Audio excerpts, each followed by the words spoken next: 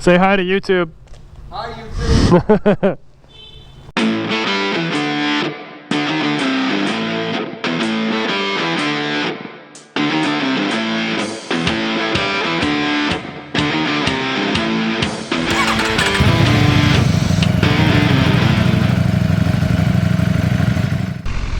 Hey, yo, this isn't the Street Fighter. What is going on? This is a BMW. Whoa.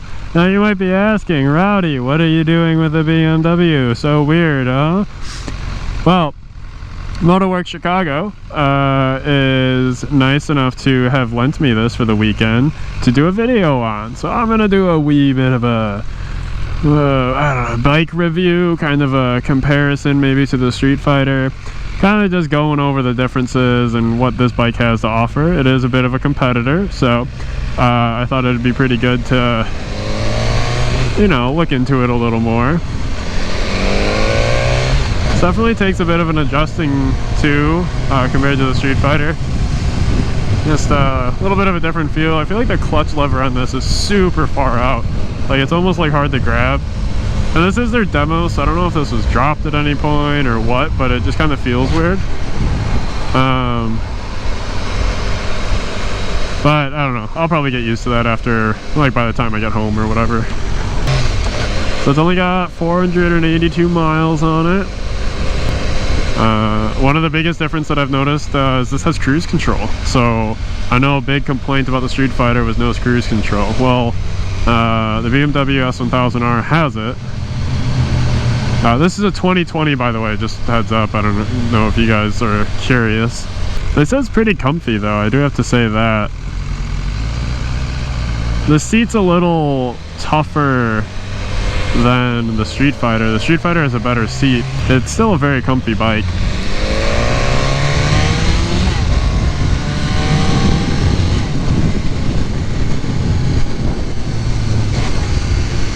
So this does have a quick shifter up and down, so that's kind of cool. They call it their Shift Pro, I think.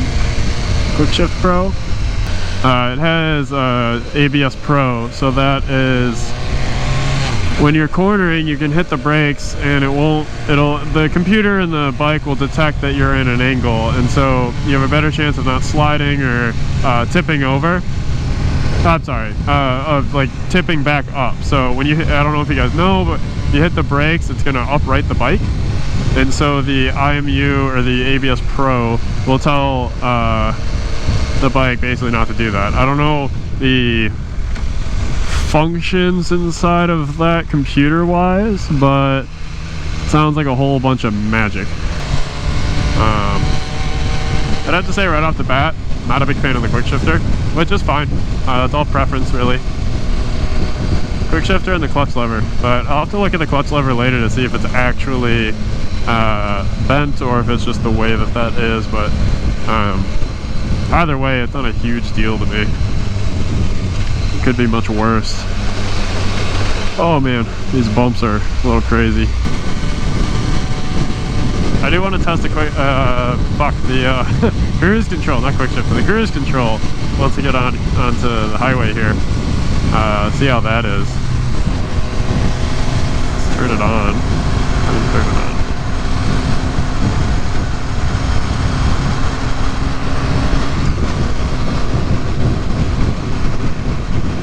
Hello? Aha! I have throttle without, look at that, look at that, so cool. Cruise control is a nifty tool on bikes. Let's see, can I up the, what happens if, alright, so I have to manually increase the speed.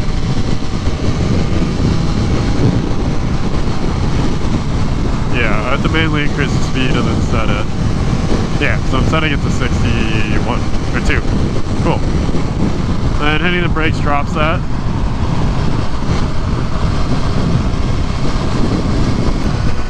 I do like the setup of the dash though. That is pretty nice. Granted, I'm spoiled and I would love a full TFT display, but this isn't BMW's pride and joy like the double R is. So they've definitely cheaped out on some things with this, which is, it's fine. And they're trying to market it to people that can't afford the 1000RR or don't want a super bike. So this is definitely a good alternative. It's more comfortable than the RR would be. So it's definitely, like, I was surprised that it didn't have the hydraulic clutch, honestly. When I heard that it was mechanical, I was a little like, what? But they've made certain decisions to make this more cost effective.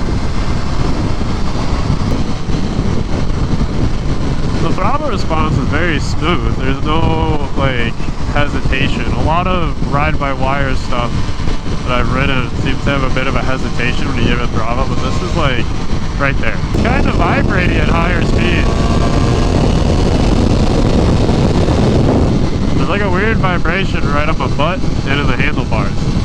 Sorry, I feel like I'm just talking down on this bike. I'm not. I'm just, it's as I'm noticing things, I am talking about them. So I'm really truly not talking bad about this bike. This bike's actually so far pretty nice, really.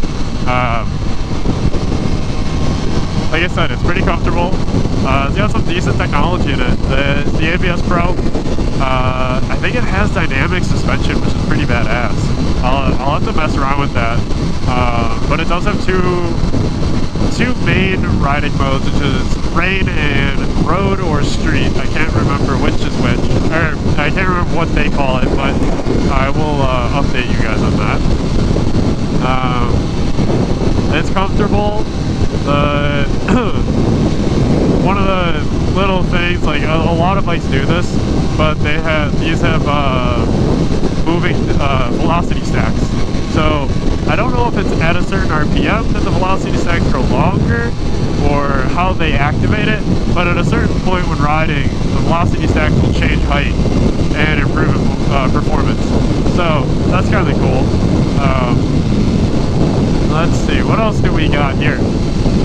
It does 167 horsepower, or it makes 167 horsepower, and I think the torque is around 80 foot-pounds, so that's not bad, honestly. That's a lot of bike. This is, I'd say, maybe more competitive to the 959, even though the 959 is not a naked bike, just because the Street Fighter's power output is way higher. But in terms of power, this is pretty close to the 959. Or the V2, I'm sorry, it's a V2 now, not a 959. Same shit. The V2 is just an overpowered 959. And since I'm in rain mode, the ABS is kicking in like crazy, just with like the rear brake. It's just bouncing all over the place.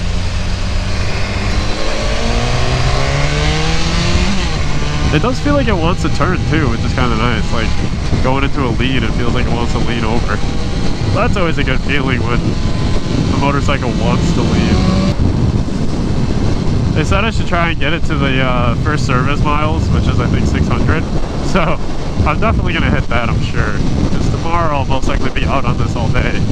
So I really want to be able to give you guys an accurate opinion on this bike. So I think I'm going to cut it here. I will see you guys tomorrow. Tomorrow for me, literally a second for you, not even. So see y'all in a bit, and hopefully I'll have some better opinions. A little bit more in tune with the motorcycle. Peace. The next day. So I've done about, I got like 486 miles, something like that. 524, so you know, around 40 to 50 miles on this bike. And I really find a lot of similarities of this bike with Japanese inline fours. The CBRs, the X10, all sorts of fun stuff like that. Like, it just seems very similar in response to those, like throttle response, sound, feel, which is weird because it's a naked bike. You know, it's a little more upright. But the engine feel, the engine response, it feels very similar to that,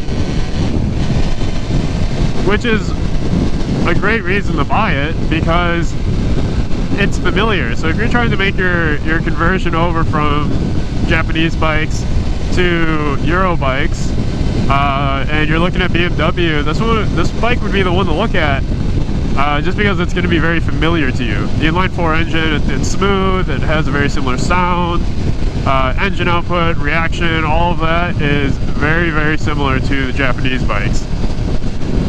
This bike is very, like, it handles very well too, like diving back and forth like this, just, it just doesn't seem like it's gonna want to skip or anything. It's very easy to do on my Street Fighter.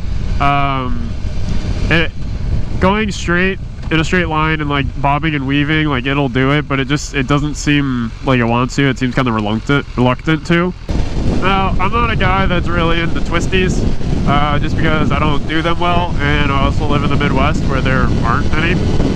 So I can't speak too much about cornering, but in the few turns that I've taken this bike on, it does seem like it handles very well through them. It feels like it wants to dive into the turn. Feels like it sticks to the ground really well. So I really can't complain about that. So I know earlier in the video I said that the clutch lever was like oddly far out. I looked at it once I got home and it does appear to have been bent. So that is not a con on this bike, because, well, I can't fault a vehicle for it being dropped or bumped into something or whatever, but this lever does seem to be bent, making the clutch feel kind of wonky.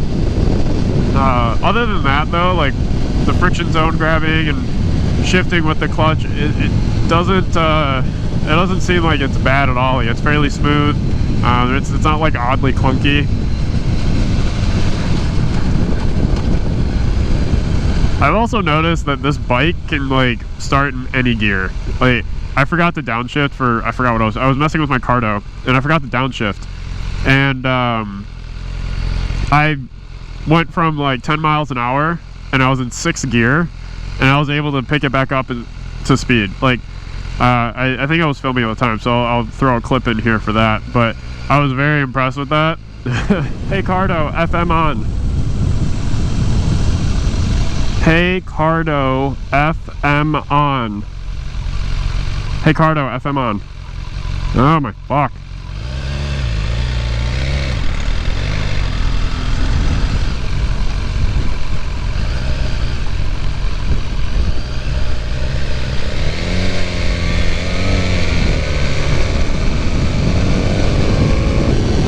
Like, I swear to God, I feel like I'm on a CBR right now. It's so strange. I also think that this would be a great bike to like be your first like leader bike, just because it is a little more tame. Like, yeah, it does have a lot of power. It's 167 horsepower, and what was it, like, fuck, I can't remember the torque. I'll put the torque up here. I want to say the torque was like, I don't know, 70 or something, but I'll put it here. So yeah, it does have a lot of power, but this does have different riding modes. It has road, which I'm in right now, and then it also has wet, or rain, and that will put, the rain mode will put all of the safety interferences up higher, so they'll activate sooner. And it has dynamic suspension, so the suspension itself will adjust as you're riding.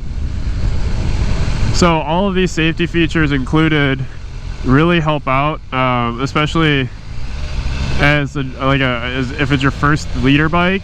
Some of the things won't catch you off guard as much as, say, if you get like an older leader bike, like say the early generation ZX10s, where they're nicknamed the Widowmaker because well, they create widows quite often. they're fucking killers, man. So this would definitely be a great option for your first leader bike. Say you're jumping up from a 600, or maybe you're making the ballsy jump of coming from the 3 or 400 to 1,000.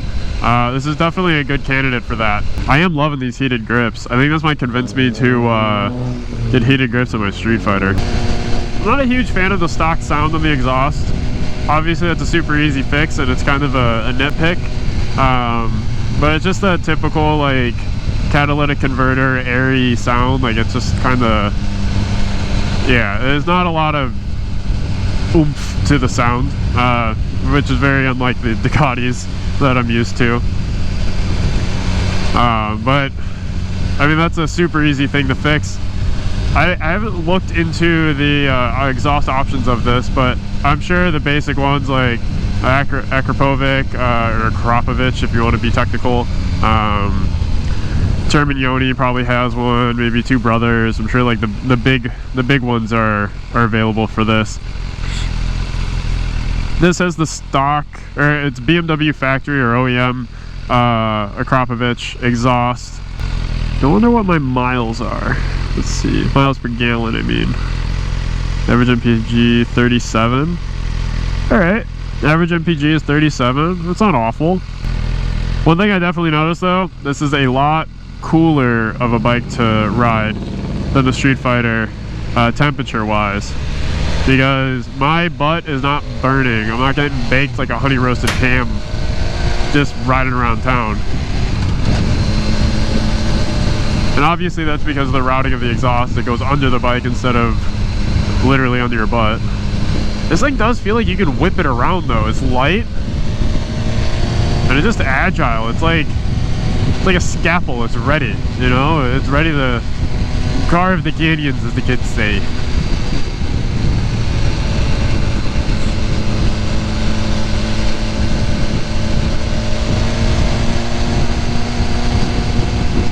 Last night when I was coming home from riding about, I noticed that it does have a shift indicator. So there's a little blue light.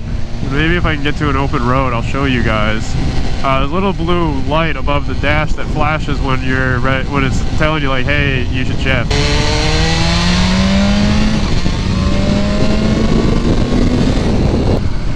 Like, I don't even need the heated grips, but they're just kind of they're comfy to have. I would say one of the first things I do though would, if I owned this bike, would get new levers. I'm not a huge fan of the lever quality. Maybe it's just the way their like ergonomics are. I don't know. They're pretty standard levers, but something about them kind of doesn't mesh with me well. Mesh with me well. Oh God, I can't talk. Around the town, this bike is pretty nice. It's very tame. Like, you can totally get in trouble on this bike if you want to. I mean, this will do easily, you know, probably 160 miles an hour. Maybe, yeah, probably, yeah, easily 160. And it's got good bottom end for an inline four too. Like, it's got some torque to it. But it also feels very tame. It feels very calm. It's not like aggressive and in your face and like a rabid dog like the 1299s or you know, other big highly powerful race bikes. I know I keep comparing to like super sports, and this is a naked bike, but it's just, they're the first bikes that come to mind when I'm comparing things. So, out of fear of making the bike go a little wonky, on the Street Fighter, if you roll the throttle forward and hit the quick shifter, it like starts bucking you like a wild horse. Now, I just accidentally did it because I realized how fast I was going and needed to slow down, but I was also shifting at the same time with the quick shifter. This bike didn't seem to do it. I rolled out the throttle and used the quick shifter to shift up, and it didn't seem to buck at me or like kind of throw me around. Like I said, out of fear of that happening, I'm not going to attempt it again. But that would be a nice little, that would be a good thing to note. Like, if that's how it functions, that's pretty awesome. I know quick shifters, normally you need to have throttle on them, and if you don't with this, that would be really nice. And it would also be easier for people that don't use quick shifters or have not used them before, to get you used to the feeling of a quick shifter. I'd have to say overall this bike is a decent bike.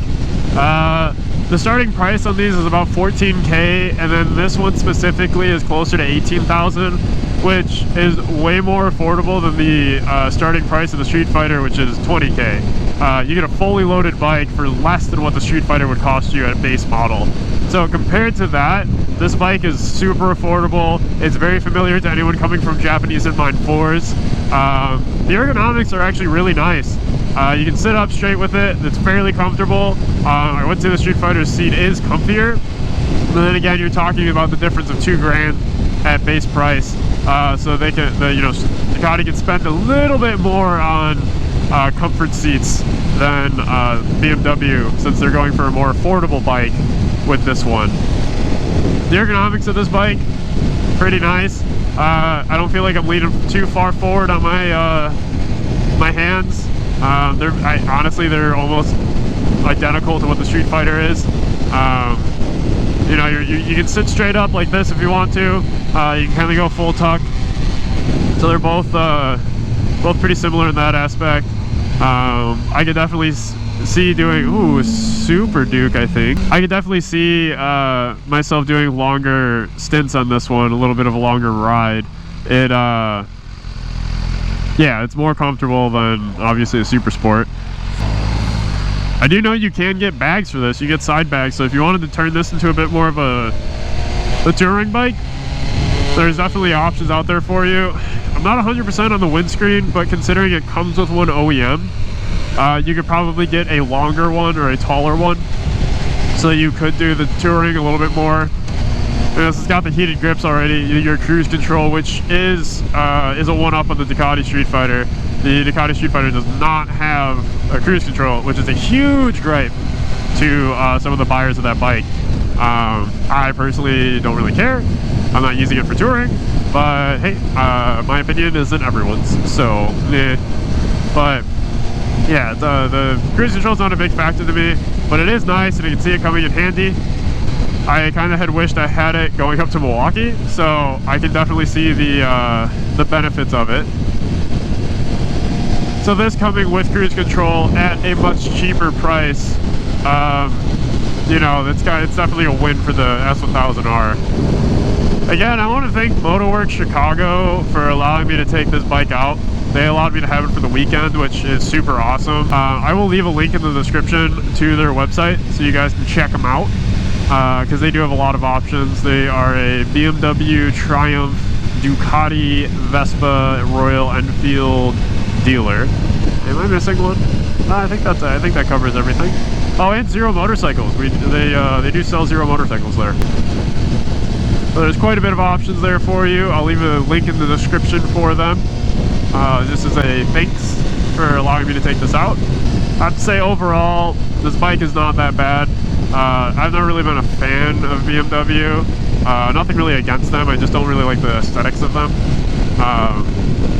Riding wise, this bike isn't bad. It's predictable, it handles well, you feel like you're gonna stay on the tires, which is a positive, but it does have decent power. Like I said, it's a great intro to leader bike, to the leader bike world, because it is manageable. You're not like freaking out, you're not getting your arms torn off from massive amounts of power. It's manageable, it's predictable, and it has some pretty awesome safety features on it.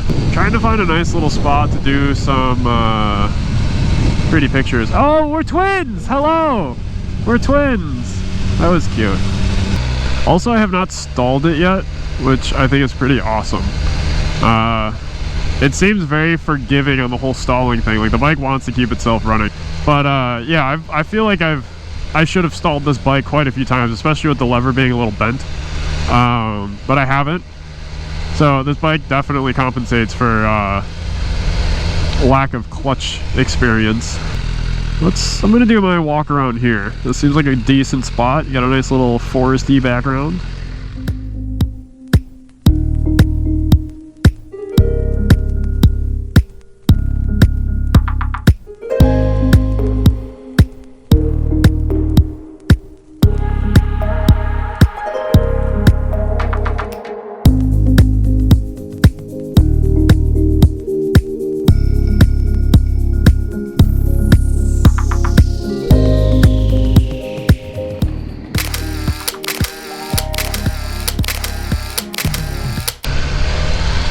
I'd say overall, 2020 BMW S1000R has a lot to offer. Its price is very competitive. The technology on there is pretty amazing, coming with full traction control, ABS, cornering ABS, quick shifting up and down, wheelie control. Really, I mean, it's got everything. So that is amazing for what price it is at. This one running in, I think it's like $1,780, $845. So that's pretty awesome, considering my Street Fighter MSRP starts at about 20K, and it has all of that. It does have a couple extra goodies on there, like this does not have the hydraulic clutch, stuff, you know, little things like that. It does have Brembo brake calipers, but the master cylinders are not. I think the front master cylinder is Nissan, and then the rear suspension is Sachs, the steering stabilizer is Sachs, and then the front I do want to say is Öhlins, but I don't see any lettering on there, so I will correct myself if I am wrong. It accelerates smoothly, it's manageable, it's readable. It doesn't seem like it's going to do anything that you don't want it to do. The technology on this greatly compensates for rider error, which is amazing.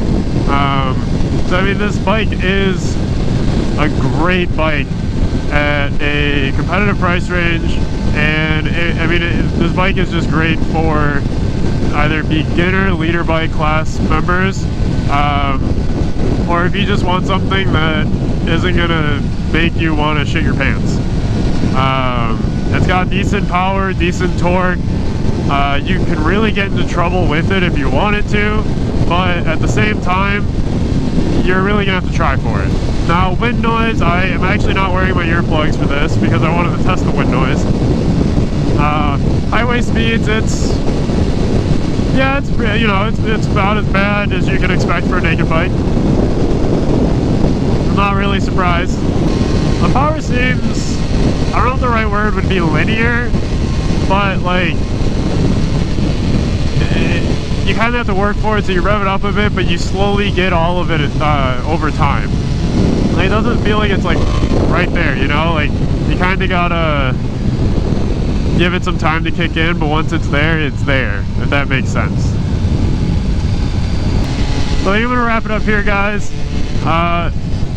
This, like I was saying just a few seconds ago, great entry bike for the 1000cc class. Good price point. You should go to Motorworks Chicago and talk to them and tell them Rowdy Fox sent you. I don't get anything out of it, but it's just kind of cool to tell them that, yeah, I sent you. And they can definitely hook you up with one of these bad boys, a double R, pretty much anything, Street Fighter, Pentagon AV4 V2, Scrambler, Triumph, Street Twin, all sorts of fun goodies. Hey man, a Vespa if you want one, dude. The Vespas are pretty lit, I'm just telling you, man, they're fun. But they'll definitely help you out with anything you need.